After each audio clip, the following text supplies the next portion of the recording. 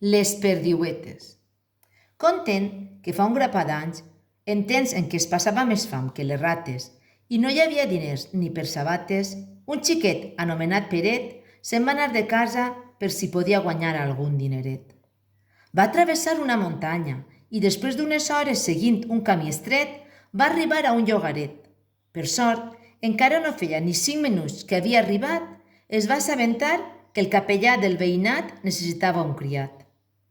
I així va ser com Peret a la casa del rector va anar a parar i durant un temps li va treballar. Un dia, ja properes les festes majors, el capellà a Peret li comenta: «No em trobe bé, Peret. Potser estiga fent-me vell.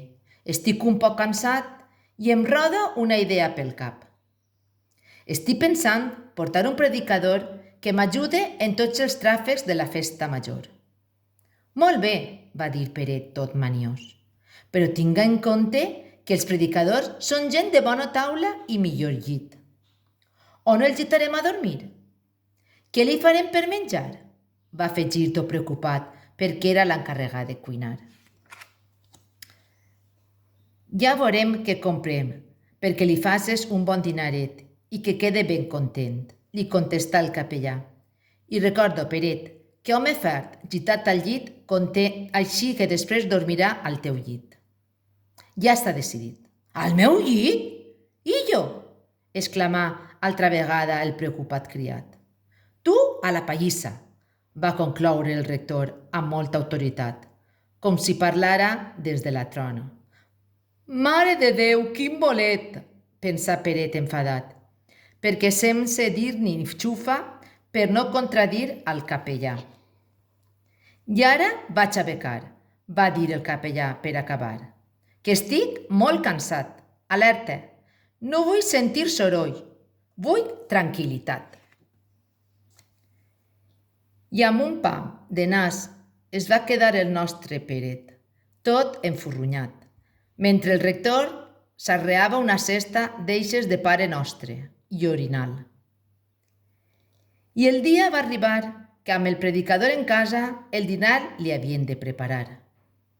«Doncs, ja sé què li donarem de menjar», li va dir el capellà Peret, quan de bon matí es va alçar.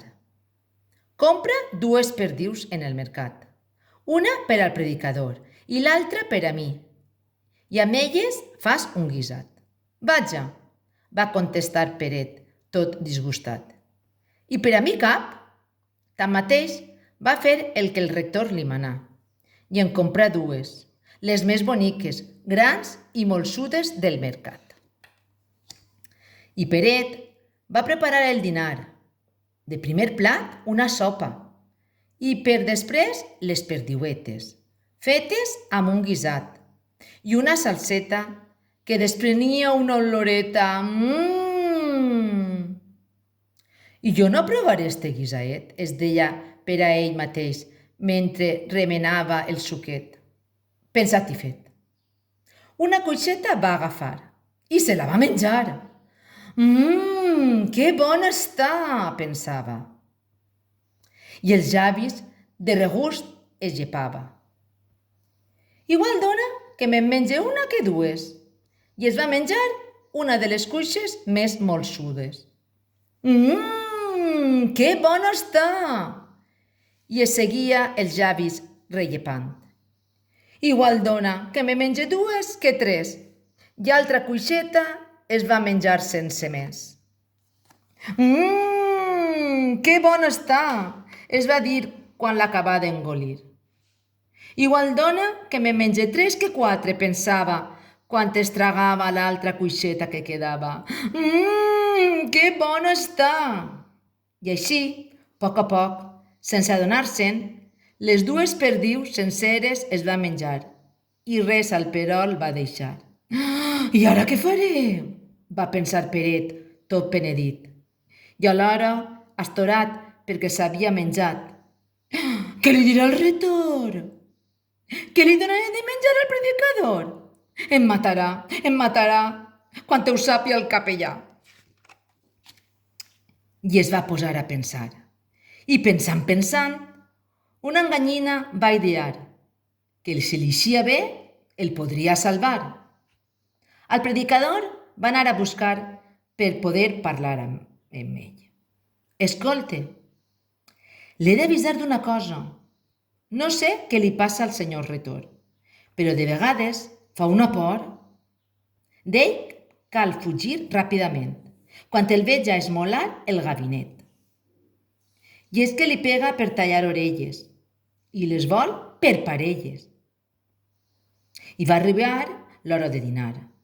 La sopa es van menjar i el rector, com sempre que li havia carn, el ganivet va esmolar. Al veure-lo, el predicador, amb els ulls com a plats d'espant i la cara blanca com la cal, va fugir de casa i se'n va anar carrer avall. «Però on va tan de pressa?», pregunta el rector, que no comprenia el seu comportament. I Pere li contestà fent-se l'innocent. «No sé, però s'endú les dues perdius». «Com? Les dues perdius? I no me n'ha deixat una per tastar-la?», li replicà el capellà. Quin mal li sabia al senyor rector aquella perdiu no provar i aquell suquet no tastar. Així que darrere d'ell se'n va anar, per poder-li demanar una perdiu i poder-la menjar. «Senyor predicador, escolte, escolte, que en siga una», li deia el rector en la perdiu pensant. I darrere d'ell corrent i cridant. I el predicador, com si del dimoni s'haguera escapat, li contestà tapant-se amb les mans les dues orelles. «Una? No, ni una, ni mitja, ni cap!» Conte contat, ja s'ha acabat, amb el predicador espantat, el rector enfadat i Peret amb la panxa plena tot fart.